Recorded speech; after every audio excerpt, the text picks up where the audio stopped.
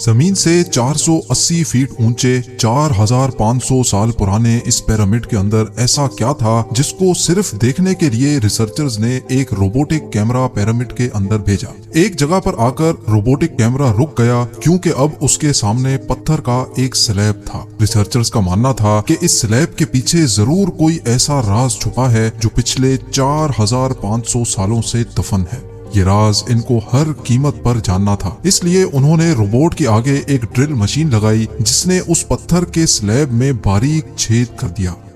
अब इस छेद के अंदर एक कैमरा भेजा गया जिसने स्लैब के उस पार एक ऐसा मंजर देखा जो पिछले 4500 सालों से किसी ने भी नहीं देखा था। इजिप्ट में टोटल 138 ऊंचे तरीन पिरामिड्स मौजूद हैं जिन्होंने पिछले हजारों सालों से दर्जनों अर्थक्वेक्स और कई खतरनाक तूफान का सामना किया, लेकिन मजाल है इनमें से कोई एक भी इधर से उधर हुआ हो। इनमें से सबसे ऊंचा और बड़ा pyramid the great pyramid of Giza कहलाता है और इस पिरामिड की बेस का एरिया 13 एकर्स है। यानी इस पिरामिड के अंदर हैरत अंगेज तौर पे एक दो नहीं बल्कि पूरी 9 फुटबॉल फील्ड्स आराम से फिट आ सकती हैं। एक एस्टिमेट के हिसाब से इस पिरामिड में टोटल 23 लाख बड़े बड़े पत्थरों का इस्तेमाल हुआ, जिनमें से कई पत्थरों का वजन 50 टन भी था। अगर इसके टोटल वजन का अंदाजा लगाया जाए तो इस पिरामिड का वजन 60 लाख टन है, जो 12 बुर्ज खलीफा के वजन के बराबर बनता है। लेकिन इतने ऊंचे और आलीशान पिरामिड्स बनाने का आखिर मकसद क्या था?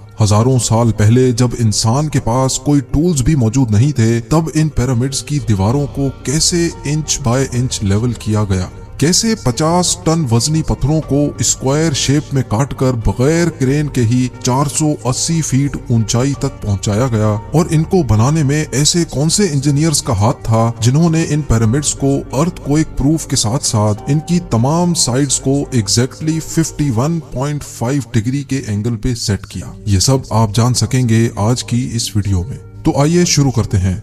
Challenge number 1। कई सदियों से मुख्तलिफ रिसर्च टीम्स इस पिरामिड की कंस्ट्रक्शन टेक्निक जानने के लिए सर जोड़कर बैठी थी कि आखिर इस पिरामिड की हर side exactly north, south, east और वेस्ट पे बगैर कंपास के कैसे सेट की गई होंगी। कई एक्सपर्ट्स का मानना है कि उस टाइम के आर्किटेक्ट्स ने सबसे पहले ऐसी जमीन तलाश की होगी जो लाखों टन वजनी पत्थरों का वजन झेल सके। उसके बाद पोलर स्टार्स यानी वो सितारे जिनकी मदद से अर्थ के पोल्स का पता पड़ता है, उनकी मदद से पिरामिड की हर साइड को मार्क किया गया।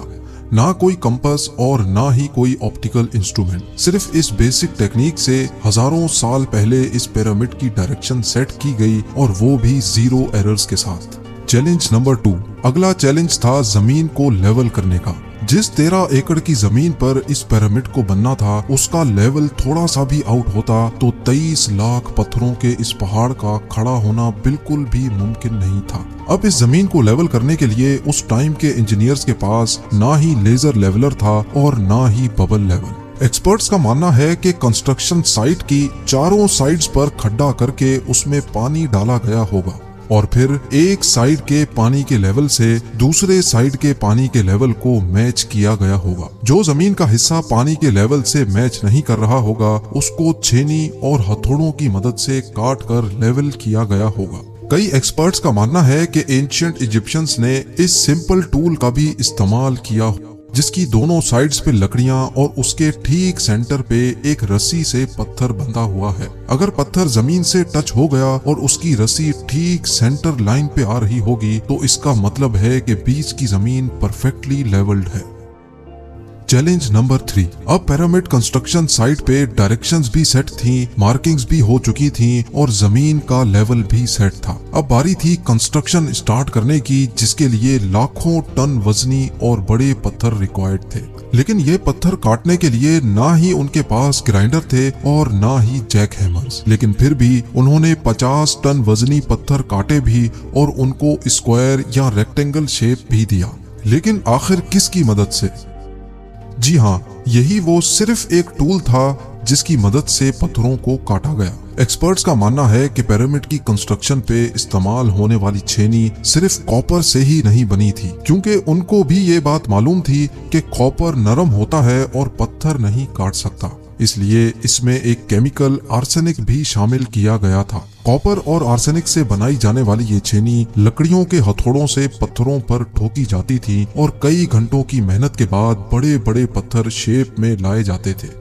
Challenge number 4। अब चूंकि ये खास किस्म का पत्थर जिसको आज लाइम स्टोन कहा जाता है, उसकी कटाई पिरामिड कंस्ट्रक्शन साइट गीजा से 250 किलोमीटर दूर टोरा के शहर में हो रही थी। अब मसला था ये पत्थर गीजा तक ट्रांसपोर्ट करने का। हर एक पत्थर 50 टन यानी 50,000 केजी के बराबर था, जो तकरीबन 3 पैसेंजर बस के वजन के बराबर बनता है। और ऐसे 23 लाख पत्थर सिर्फ एक पिरामिड में इस्तेमाल होना थे।